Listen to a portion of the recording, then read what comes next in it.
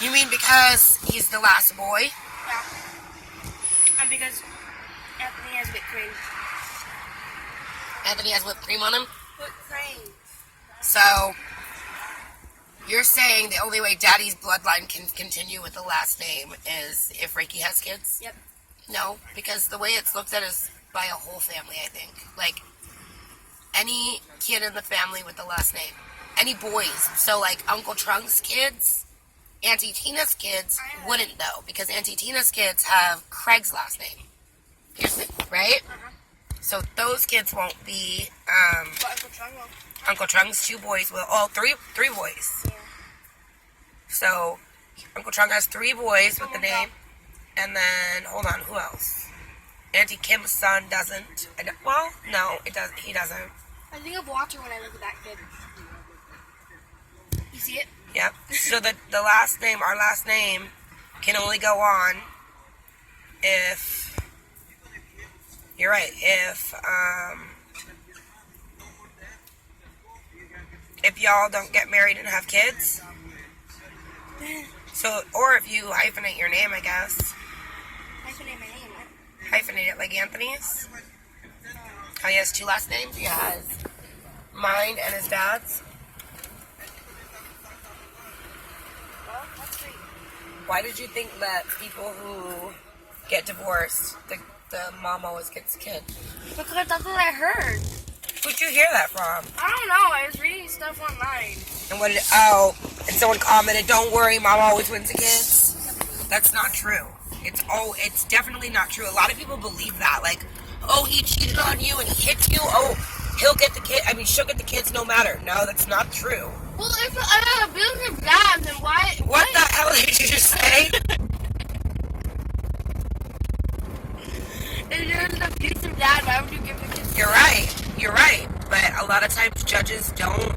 I mean, a lot of people believe that judges think the child needs to be with the mother. That's not true. Especially, your papa works in family law, like that's what he does. He's an attorney, and being that way, he gets a lot of these cases where the mom does not win the kids. The mom loses the kids. You know why? Because the mom holds the kids from the dad. The dad shows up for visitation, and the mom says, "No, you can't see them. No, you can't see them." And so because of that, the judge says, "No, you know what? You have the kids. You have the right to decide to follow the court orders that I set forth for visitation for the dad." Meaning, like, Saturday, Sunday, he's supposed to have the kids and bring them back Monday, right? And the mom wouldn't give the kids to the dad, for instance. A good way to look at it is not Eva, but Matt, right? Matt and Kelly. And what happened with Matt and Kelly? Matt has the kids 50% of the time. That was a huge fight, though. A huge fight that lasted like 2 years. And the reason is that at first Kelly won. But Kelly kept holding the kids over Matt, right? And like, oh, you can't see them, or you got to do this, or you got to pay for this if you want to see your kids. So finally, Matt had enough, went back to court, and now they have 50-50. Same with Uncle John, he has 50-50. So people can say whatever they want as far as, oh, the mom always wins. That's not true. If the mom isn't a good person and the mom is not following court orders, the mom does not win. Also, if the day that they go in, the mom lived and was married to the dad and they're getting a divorce, and the kids lived with dad just as much as they did with mom, they have to determine who would be better for the kids. That's exactly what I was talking about. Meaning, the kids love both parents equally, right? The kids are too young to decide this. The judge has to look at everything to decide who would be best to care for the kids. And it's not about who has the biggest house. That's not what's important. It's okay. Who will make sure the other parent gets the most time? Which one of these 2 parents is going to work best with the other parent, right? So if the mom is not willing to work with the dad, and like, fuck the dad, I hate the dad, he knows that if he places the kids with mom, she's not going to let dad see him. But bless you. But if she places the kids with the dad most of the time and gives him primary physical custody, then the dad will allow the mom to see the kids, right? Yeah. So sometimes that happens. It just depends. Sometimes the dad was the one that took care of the kids, like in our situation.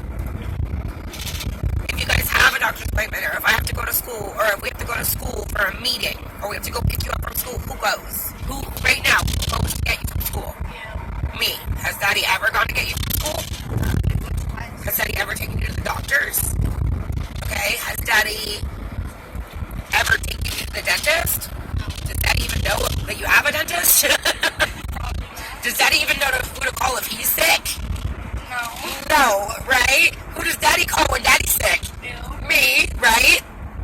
So they look at that stuff like, who is the one currently that does the most care for the kids? Is it the mom or is it the dad? Right? Well, that makes money, so we can do this stuff.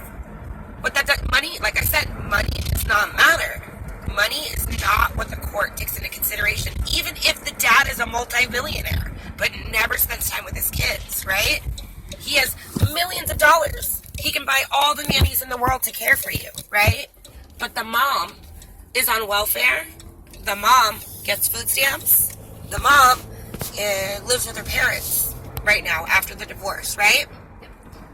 The judge will still give the kids to the mom if the mom was the one who cared for the kids the most. If the dad has no bond with those kids, right? It doesn't matter about your financial stability. Now, if you're homeless, that's different. If you have nowhere safe to let the kids lay their heads, then yeah, there is a possibility that mom does not have a safe environment for the children. But because of the divorce and because they did have a home together and because they lived together, everything's weird there. It's different because she had a home with them and now she's homeless because he left her, right? So they take that into consideration too. Well, she did have a home, but you're divorcing her. So she's living in a weekly. They don't care about that stuff. They don't care about that. Do you have a home and a bed for the kids? Yes. Okay. Then you're a fit parent.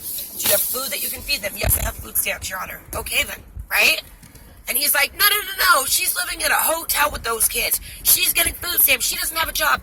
They don't care about that. Are you caring for your kids? Are you providing your kids with love? Are you supporting the relationship between the mom and the dad, or the dad and the mom, and the dad and the kids? As long as you're doing that, they don't care. It's not about money. They do not care how rich or how poor you are. Your financial backing does not show how good of a parent you are. You could be poor as shit dust and the best mom in the world, right? Hear me? You know that when we lived in San Diego, we were broke as fuck. We had no money, nothing. We lived on food stamps. Daddy made $8 an hour, and I didn't work because I had all y'all baby running around in diapers, right? We lived in the ghetto, but guess what? Look at us now. Now, Daddy makes $50 an hour almost, right?